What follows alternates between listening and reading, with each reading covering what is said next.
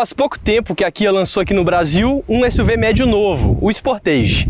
Agora ela acaba de lançar um outro SUV médio que também é eletrificado e também tem um estilo bem diferente. Só que o Kia Niro vai bem além disso.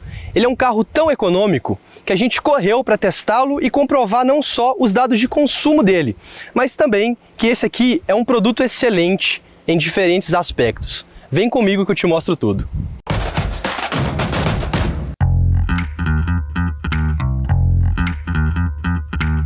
Mas antes de eu te contar tudo sobre o Kia Niro, não se esquece, claro, de escanear o QR Code que está aparecendo aqui na sua tela. Seja elétrico, híbrido, turbo, aspirado, se você quiser saber tudo sobre o meio automotivo, vai ser na revista, no site e nas redes sociais da Quatro Rodas que você vai encontrar notícias, análises, testes e tudo mais, tanto para você conhecer quanto para tomar a melhor decisão na hora de comprar seu carro. Mas agora chega de papo e vamos falar sobre o novo Kia Niro, que é o terceiro carro eletrificado da Kia no Brasil e o primeiro híbrido convencional. Até por isso, a primeira vez que eu ouvi falar dele, eu pensei que ele fosse mais caro que o Sportage, que é um híbrido leve. Só que na verdade é o contrário. A versão básica do Niro, a EX, custa R$ 204.990 e já tem bastante coisa. Essa aqui é a topo de linha, a segunda versão, que é a SX Prestige, que custa R$ 239.990 e tem ainda mais equipamentos. Eu já vou te contar o que muda nas duas versões, mas o mais importante é justamente o que não muda: a mecânica. Aqui no Brasil, o Kia Niro vai ser sempre vendido na variante híbrida convencional, que é bem parecida com a do Corolla Cross. A gente tem um motor 1.6 aspirado e um outro motor elétrico que somam 141 cavalos e 27 kgfm de torque. É bastante torque, é uma potência razoável, mas acima de tudo, ele tem uma quantidade boa de torque e é um torque que vem cedo, muito por conta do motor elétrico. Então o Niro tem um quesinho assim de carro a diesel que eu acho bem legal para a cidade. É óbvio que você não vai ter um desempenho de carro de corrida, mas você vai ter principalmente um torque que vem bem cedo, aquela coisa meio típica de motor diesel. E além disso, você vai ter muita economia. Esse carro, na cidade, faz 21,7 km por litro de gasolina. Isso não é dado oficial não, isso é o nosso teste. Quando a gente viu os dados em metro, que inclusive são piores do que o que a gente obteve na nossa pista de testes, a gente correu para ver se era tudo isso mesmo, e na verdade era mais. Como um bom híbrido, na estrada o consumo é um pouquinho pior, são 20,2 km por litro. Excelente, né? Daqui a pouco eu vou dirigir o Niro e vou te contar de onde que vem essa mágica. Mas mesmo antes da gente ter noção de quão econômico esse carro é, ele já impressiona bastante pelo visual. E aí é um misto de mérito com uma falta de juízo no bom sentido da Kia, porque tanto ela quanto a Hyundai vem apostando pesado em um estilo diferente. De vez em quando dá errado, a gente sabe bem. A Hyundai, por exemplo, aqui no Brasil andou lançando carros que não agradaram nem um pouco em termos de estética. Mas no caso do Niro, eu ouvi inclusive de vocês, leitores da Quatro Rodas, elogios. As primeiras vezes que a gente falou desse carro, as primeiras vezes que a gente postou vídeos e fotos, muita gente gostou do que viu. Aqui na frente, o que mais me agradou foi esse filete aqui, que vai de uma ponta a outra do capô e dá a impressão de ter lâmpadas, mas na verdade não tem, ele é simplesmente estético. Todo o conjunto de iluminação do carro está aqui embaixo. A gente tem essa DRL bem marcada, bem legal, que também serve de seta. E os faróis estão aqui, ó, em projetores de LED. Inclusive, os projetores de LED são exclusivos da versão topo de linha. E talvez seja o grande pecado da versão básica. Um carro de R$205 mil não deveria ter faróis halógenos. Mas é aquilo que eu sempre falo. No fim das contas, gosto é gosto, mas a gente tem que valorizar as marcas que ousam, que saem do lugar comum e tentam encontrar um novo estilo. No caso do Niro, particularmente me agradou. Mas o destaque mesmo está na traseira do carro. Repara nessas lanternas que tem um formato de bumerangue e são bem verticais. Elas podem até lembrar, talvez, o Ford Focus, né? E elas ficam completamente na coluna C, deixando a tampa do porta-malas totalmente limpa. Inclusive as setas ficam aqui embaixo, em cima do difusor. Eu acho que é justamente essa orientação vertical das lanternas que deixa a traseira do Niro mais empinada e dá a esse carro a impressão de ser um pouco maior do que ele realmente é. Eu quero saber, inclusive, se você concorda comigo, comenta aí.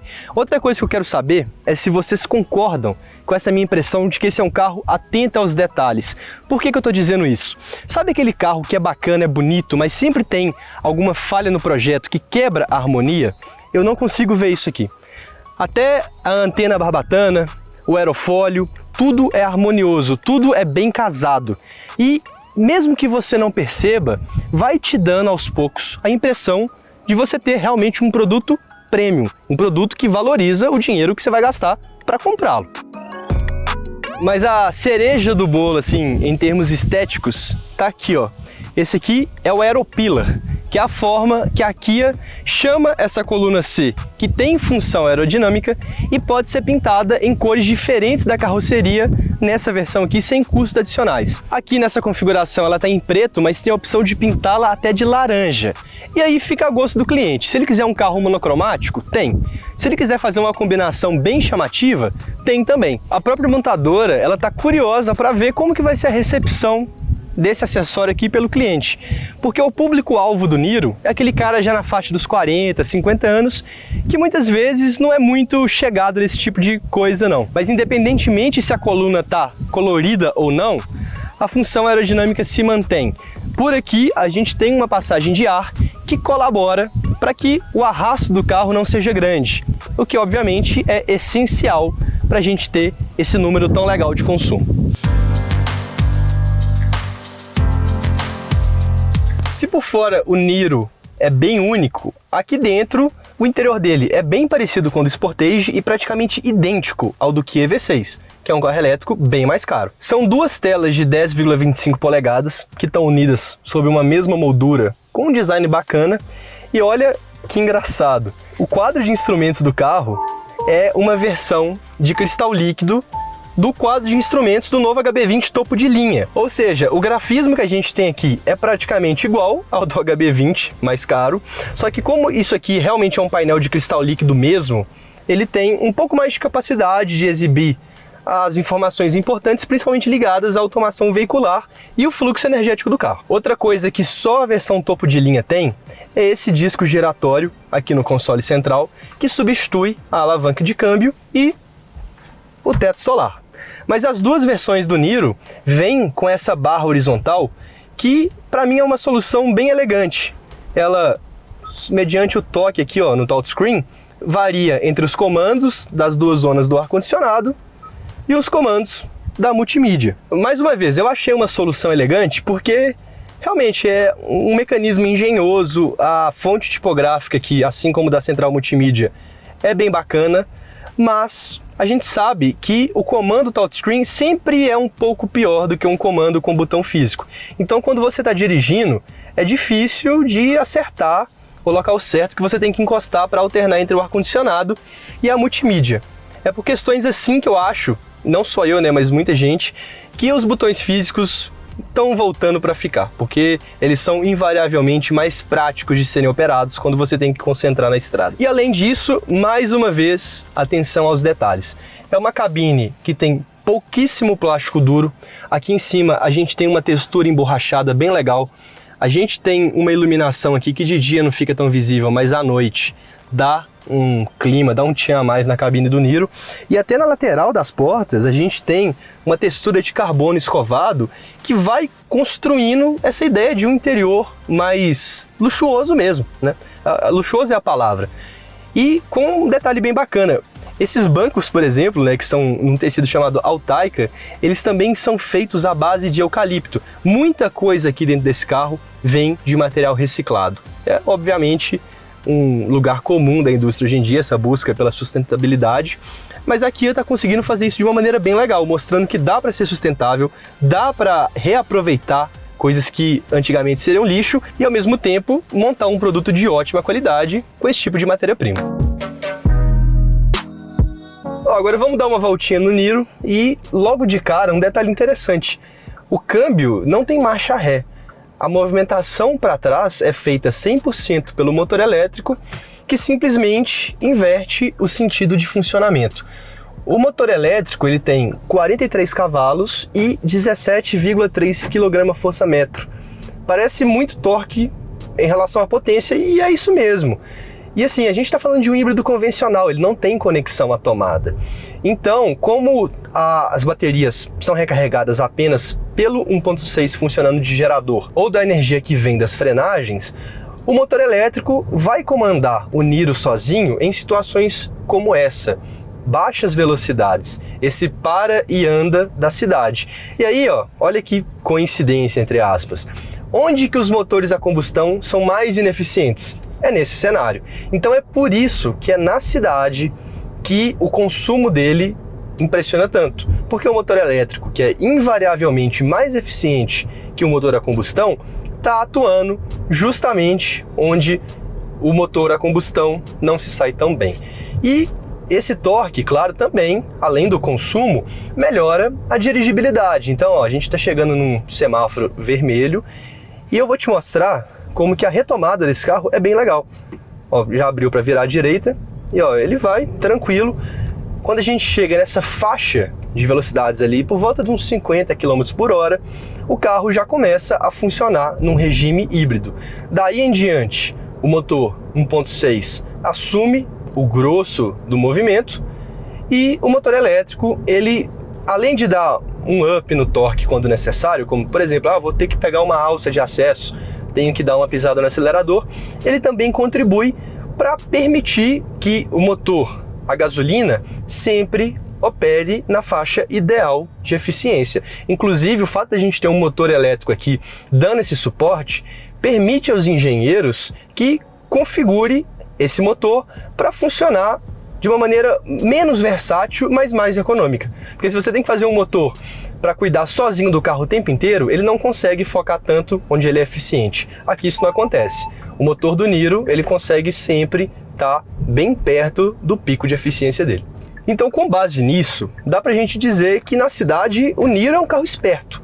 Ele não vai ser um foguetinho, que nem um carro elétrico, mas ele também passa longe de ser lerdo. O torque dele, como eu falei, é praticamente igual ao do Jeep Compass 1.3 Turbo, só que sem lag. Então, quando eu solicito um pouco mais do carro, ele sempre entrega. E essa plataforma K3, ela é a plataforma global da Kia, da Hyundai, mais avançada para esse segmento. E isso fica claro também na questão do conforto. Uma característica da K3 é ter o carro mais baixo. O Niro, ele é mais baixinho, o vão livre dele também é menor. E aí é uma faca de dois gumes. De um lado, a gente tem um carro com suspensão independente nas 4 rodas e uma altura menor, ou seja, ele é bem assentado, ele é mais estável. Do outro, em garagens mais íngremes, em alguma vala, alguma rampa mais ingrata, ele pode eventualmente raspar, né? Uma coisa muito importante para quem viaja atrás do Niro é a proporção de comprimento e entre-eixos do carro. Para vocês terem uma noção, o comprimento do Niro é praticamente idêntico ao do Jeep Compass, só que são quase 10 centímetros a mais de entre-eixos. Então, aqui atrás, o espaço interno é bem legal. O banco da frente está ajustado para uma pessoa do meu tamanho, eu tenho 1,82 m, e mesmo assim, olha só, o espaço do joelho até o banco é bem generoso, é mais de um palmo, quase um palmo e meio. E um outro detalhe, repara como que o assento vem quase até o final da minha coxa. Então, o conforto é ampliado pela ergonomia dos bancos. Outra coisa que colabora é a largura do carro, então os ombros também têm um respiro e alguns detalhezinhos, como por exemplo, o fato do carregador de celular ficar aqui embutido no banco, um em cada. Então, o passageiro do meio não fica esbarrando o joelho dele no cabo USB. E outra coisa que eu confesso que não vi tanta utilidade, mas que também é anunciado pela marca, é esse aqui, ó, essa saliência que fica atrás do encosto de cabeça de quem está na frente, que serve como um porta-objetos. Dá para você colocar um objeto, uma bolsa, uma mochila aqui, desde que, claro, ela consiga encaixar no tamanho dessa sobra aqui que faz a sustentação, né? Aqui atrás, as portas têm um pouco mais de plástico duro, o acabamento é um pouquinho inferior ao da frente, mas também se mantém satisfatório. Inclusive, ó, com 2 saídas, obviamente que eu disse, bastante espaço, as luzes de cortesia e tudo mais, que mantém o alto nível do carro sem ter aquela quebra na harmonia que eu estava falando aqui no início do vídeo. Mas também não dá para fazer milagre, né? Com um entre-eixos tão farto em relação ao comprimento total e um capô que não é pequeno, acaba que o porta-malas do Niro é o escolhido para ser um pouco menor. Não que ele seja pequeno, são 425 litros, mas também ele não é tão acima da média quanto, por exemplo, o espaço da segunda fileira. Mas convenhamos, com 425 litros, dá e sobra para eu pegar a estrada com tudo que eu preciso, né? Vamos nessa!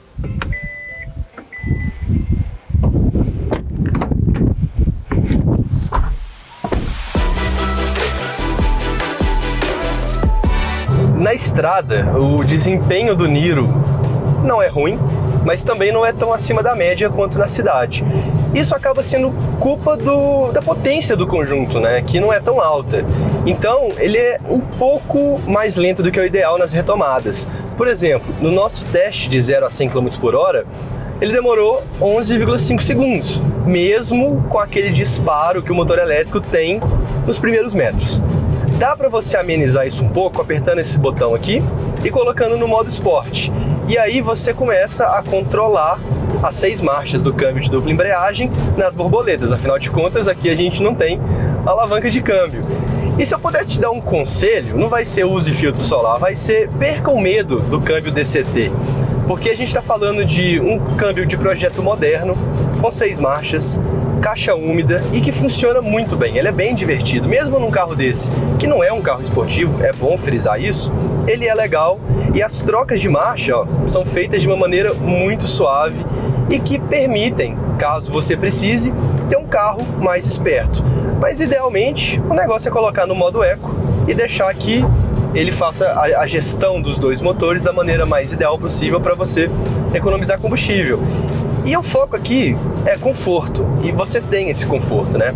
A gente está numa estrada boa, então a suspensão não está sendo tão exigida, mas como eu disse, ele é um carro mais baixinho, mais bem assentado, então nas curvas ele não balança tanto. E o silêncio desse carro também é muito bom, tanto pelos motores, né, que muitas vezes estão desligados, quanto também por conta de uma espuma acústica que tem na caixa de roda, principalmente a caixa de roda traseira, e faz bastante diferença. Esse é um carro silencioso.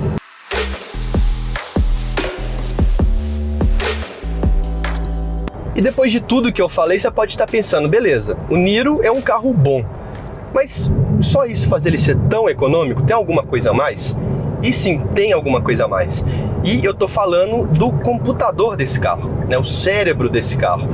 Em 1 quilômetro aqui nessa estrada, eu contei o regime de condução mudando 11 vezes. Ou seja, a todo instante, a gente tem uma vastidão de sensores e um programa de computador que está analisando tudo e variando entre o motor 1.6 funcionando sozinho, o motor elétrico funcionando sozinho, ambos funcionando juntos, o motor 1.6 carregando as baterias e até mesmo tudo desligado e simplesmente a frenagem regenerativa. Se a gente tentar fazer isso de cabeça, não vai conseguir, né? Porque, na verdade, é uma potência, uma exigência de pensamento, de cálculo, que só um computador dá conta. E é por isso que um programa de computador de um carro, hoje em dia, é tão importante para valorizar o produto quanto a qualidade das peças mecânicas. Esse programa aqui, que faz essa gestão energética do Niro, me surpreendeu porque ele faz transições bem suaves, é quase imperceptível, tá? Inclusive eu tô falando com você e tô vendo aqui na tela, a todo momento o carro mudando de regime. E o resultado cabal e a prova de que tudo isso aqui funciona muito bem são esses números de consumo. Ou seja, dentro do que o conjunto mecânico permite, a gente tem um carro que é ágil, obviamente não é esportivo, mas é ágil, é confortável, é divertido de guiar e muito eficiente. E assim, se esse papo de tecnologia te agrada, se você gosta de ter um carro tecnológico e extrair todo esse potencial dele, a versão topo de linha também oferece o ADAS, né, que são os sistemas de auxílio à direção autônoma do carro. Aqui a gente tem principalmente o controle de cruzeiro adaptativo e o assistente de centralização na faixa. Então, nesse momento, o carro ele está seguindo a velocidade que eu indiquei e olha só, eu vou tirar as mãos com bastante cuidado, né? Mas ó, ele tá fazendo a curva. Obviamente, isso não é um Tesla, tá bom? Você não vai ter um carro que anda sozinho, mas é um recurso útil. E outra coisa muito importante, que essa sim também está disponível na versão básica, é o fato de haver 7 airbags no carro. Não apenas 7 airbags, né? Mas todo um trabalho de segurança, de dissipação de impacto e tudo mais, que fez com que o Niro tivesse nota máxima nos 2 testes de batida, colisão e segurança mais importantes do mundo, o Euro NCAP e o NHTSA americano. Ou seja, a gente tem um carro aqui no Brasil que tem um padrão de excelência global de segurança. É importante frisar isso, porque tem montadora que parece que acha que a vida aqui embaixo vale menos do que a vida no primeiro mundo, né? Tá tudo bem não ter airbag aqui, enquanto lá tem. Nesse aspecto aqui não tem problema. O Niro é um carro excelente em termos de proteção aos ocupantes. Se você por acaso estava interessado no Sportage e depois de tudo isso aqui, o Niro te balançou, você não está sozinho nessa não. Na verdade, essa competição interna já está rolando e como a fila de espera do Sportage está alta, os concessionários da Kia começaram a oferecer o Niro para alguns clientes e mais da metade do primeiro lote do carro já foi para pessoas que estavam esperando o Sportage. São pessoas que abriram mão de um carro mais esportivo, mas em troca receberam mais espaço interno, o mesmo nível de conforto e muito mais economia. Mas não para por aí não, ano que vem tem mais SUV da Kia novo chegando, inclusive o Sorrento vai chegar híbrido agora e totalmente renovado, tem o Cerato que vai vir reestilizado e tem o Kia V6, que é o elétrico. Se você quiser acompanhar de perto essa renovação que a marca sul-coreana está passando no Brasil, aqui na Quatro Rodas você vai ter todos os detalhes, obviamente de maneira imparcial e objetiva. Porque aqui na Quatro Rodas a gente faz jornalismo. Valeu!